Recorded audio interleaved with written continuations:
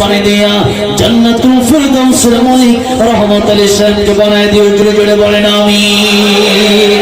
2 নম্বরে কে আছেন 10,000 টাকা? 2 নম্বরে 10,000 টাকা কমপক্ষে আর 2 জন ব্যক্তি 10,000 টাকা দেবে।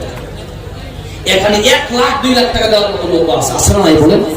আছে কিন্তু চেহারা দেখলে তো বোঝা যায়। আমি আসার আগে জিজ্ঞেস করেই আসছি, আমাকে বলেছে যে এরকম গরিব মানুষ এলাকায় আসে।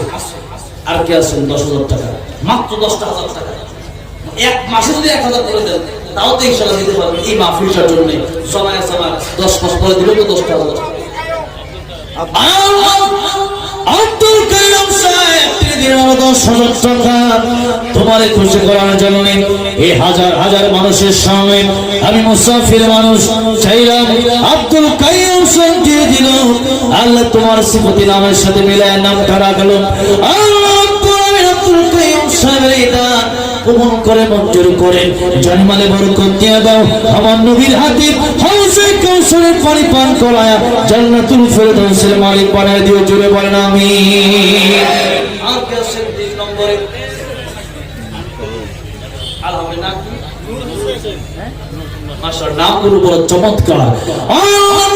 নূর হুসাইন সাহেব আল্লাহ আমার